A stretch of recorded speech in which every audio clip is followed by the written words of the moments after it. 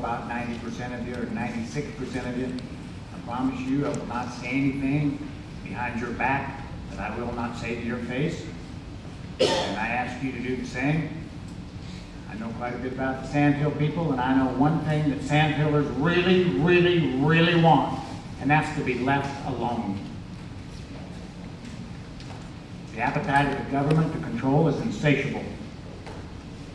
I oppose development of Cherry County wind energy because it is holistically unsound, to prostitute our land, our serenity, our hills, and our community and our way of life for a fiscally irresponsible project that most of the money will leave the Sandhills is holistically unsound.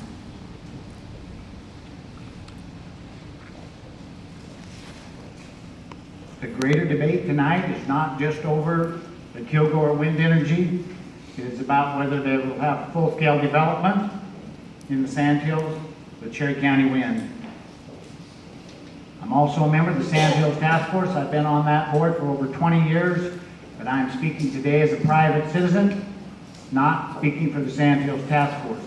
However, during my period of 20 years on the Sandhills Task Force, we worked with multiple government agencies, the Partners for U.S. and Fish and Wildlife, Game and Parks, World Wildlife Fund, the Nature Conservancy, people with extremely different goals and adversarial things, that we came together and tried to create partnerships with trust and communication. And when you chose the NPPD as your partner, you picked a guy that does not have that approach or that attitude. In those 20 years and all the experience I've had with developing those relationships regarding the NPPD, I have never seen a more secretive, arrogant, rude, insensitive, greedy bunch of bullies. Yes.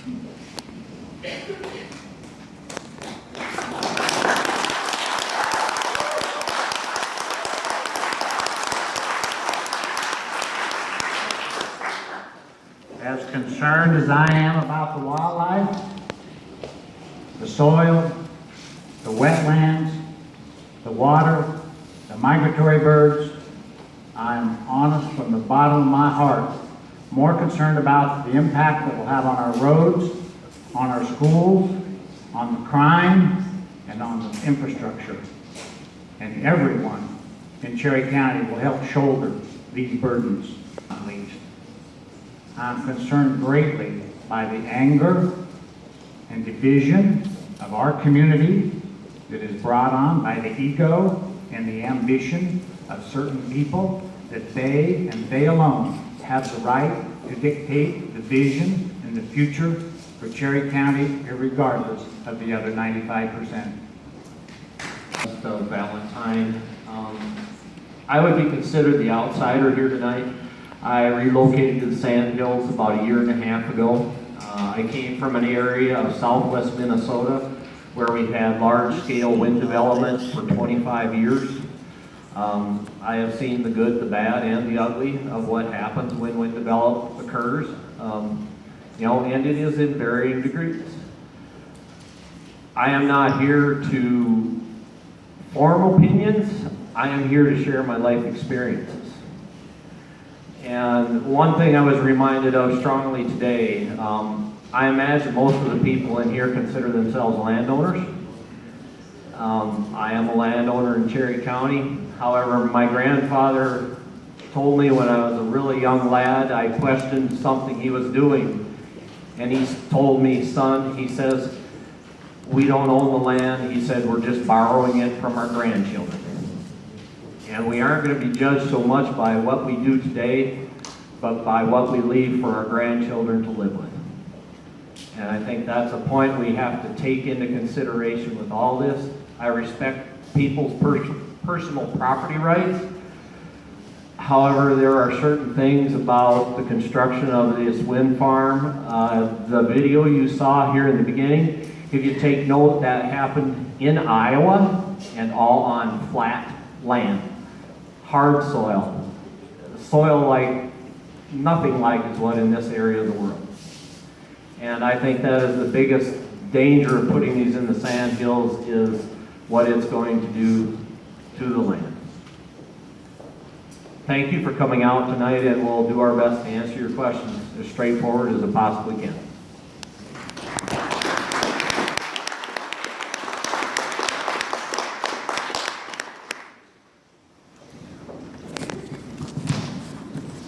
Okay, it looks like we've got a lot of great questions coming up here, and so I'd kind of like to.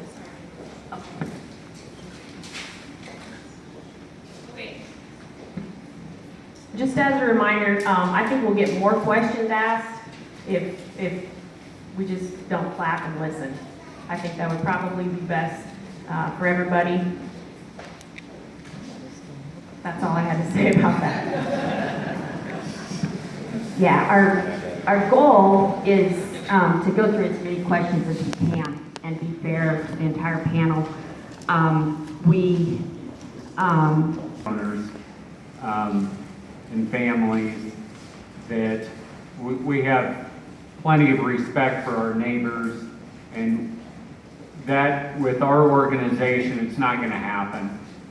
I understand with LB 824, other bills, there's a lot of raises a lot of questions to people, especially here, for you to think that if we did develop property, if we didn't have an easement to a transmission line, that we would just call in NPPD and they just come in and no, that's not the way it's going to work.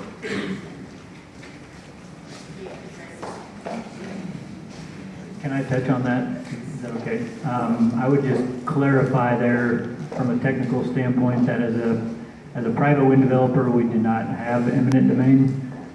Certainly Cherry County Wind doesn't have eminent domain. Our group doesn't believe in it.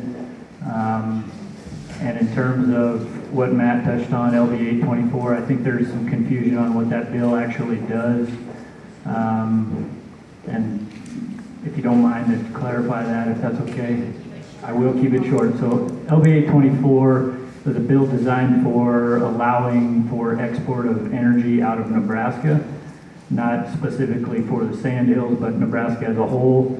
And the only component of it that dealt with eminent domain actually limited NPPD or a public power entity's ability to take a privately developed renewable energy facility if it was selling the electricity to a private group or a private business, not a utility. So in effect, it actually limited public power's eminent domain over a private wind farm or a private solar farm. It had nothing to do with transmission and eminent domain. So.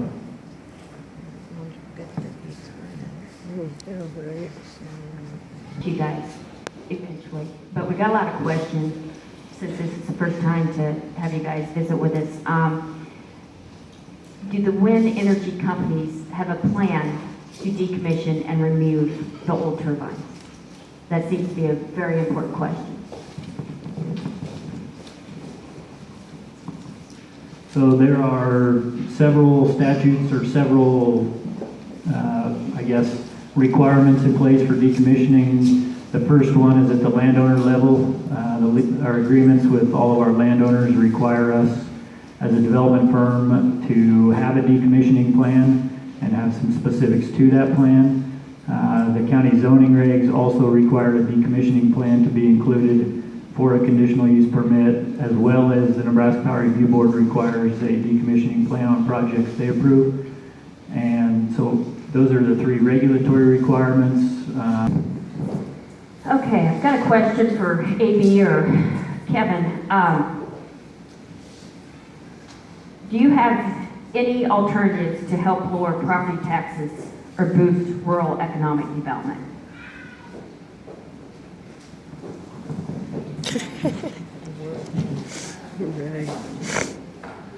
Well, my experience has been where I came from. We had large-scale wind development for 25 years. We had 82 counties in the state of Minnesota. I happen to reside in the poorest county in the state. We had the highest per capita tax base. We had the oldest per capita population. And after 25 years of large-scale wind development, over 1,000 towers in our county, we were still the lowest per capita income in the state and the highest per capita taxed. Do they change the tax base? Yes, they do.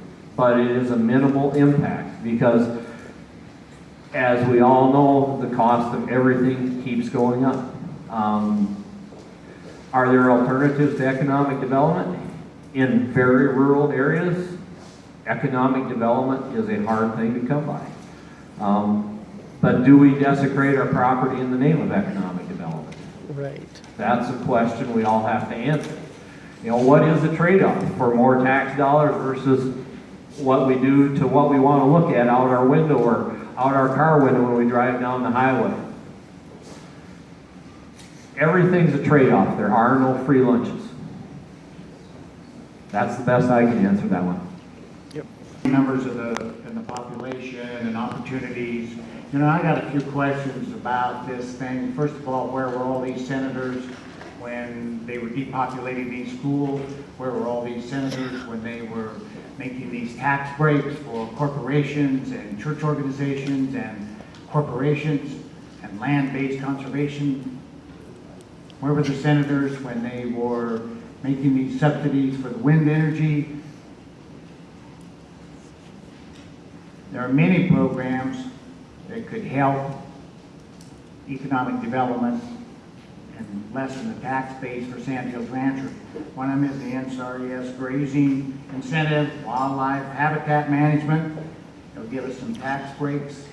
There are other things about wildlife habitat improvement programs, about down cutting.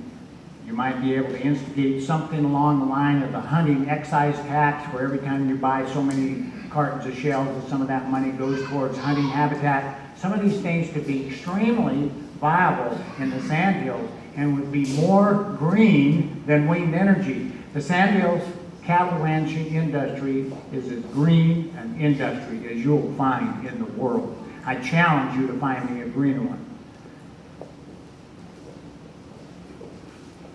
I'm not quite done.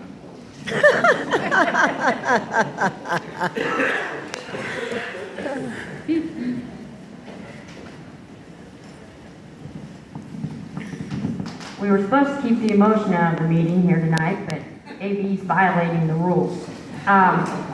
Here's another question for the Wind Association representatives. At Senator Fisher's public meeting in Thetford, she said they were no longer in the Cherry County Wind LLC. Is this true? And can other members leave the LLC if they choose?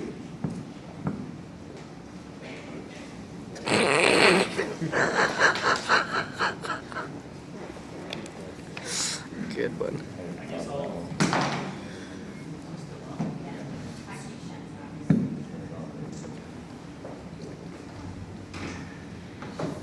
I guess I don't want to put words in Senator Fisher's mouth at all. As far as we know, her and her husband are not in the organization. However, the ranch has had some involvement. One of her sons sat on the board, I think, as most of you probably know. What was the other part of that question? Oh, we got it right here. Can you get out of the LLC if they choose?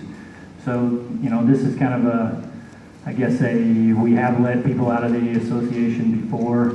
There's several different levels of the association, then a for-profit entity. If you sign a contract, then it requires mutual consent from the landowner and the other party of the contract, which is Cherry County Wind, which again is made up of their neighbors and other members of Cherry County Wind. So a mutual consent from the board and the landowner, and somebody can get out of the contract. If you were to build turbines along Highway 97 between Merritt and Mullen, how would the blades get through? The tractor trailer would be too long to make the curves at the grade school. Would eminent domain be used to put in a new highway? That's a good one. Okay, so, I mean, in terms of Highway 97, there wouldn't be turbines traveling on Highway 97.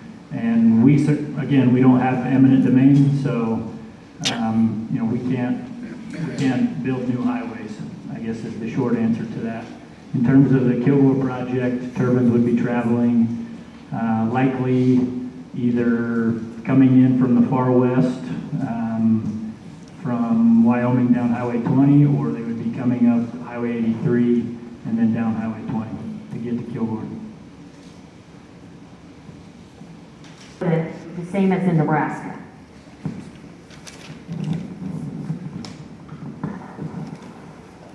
No, the tax structure for wind turbines in Minnesota is quite different from Nebraska. Nebraska has a nameplate tax. Minnesota was one of the early developers of wind energy, and we went through about 5 different types of tax structure to come to the one that we currently are at in Minnesota. In Minnesota, years 1 through 15, only the value of the foundation is valued, and 10% of the value of that foundation is what is taxed. In years 15 through 25, they can tax 25% of the value of the foundation and 10% of the tax of the physical structure above ground. And then in years 25 till the expiration of a turbine's life, they can tax the entire structure at the rate of 25%. Now that went through several challenges. The first large-scale wind farm that was built in the area of Minnesota I came from, the assessor went out, assessed the turbines, the value, sent the developer of the wind farm a tax bill, and they refused to pay it. That ultimately went to court. It took 2.5 years in court to get that matter settled. In the meantime, the budget of the school, the budget of the local townships, and the budget of the county were all in a position where they were forced to borrow money because they had all set their budgets on the tax assessment the assessor had given them, and it caused some real problems with our county government and especially with our school governments, because the developer was presented with a tax bill and they just point blank said, we're not paying it.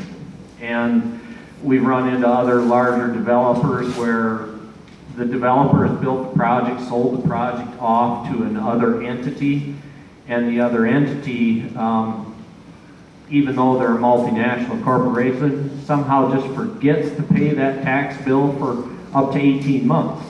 And you know, they eventually may pay it, however that really raises a lot of issues with your local county government and your school government. So that's what we've had with experience in that department.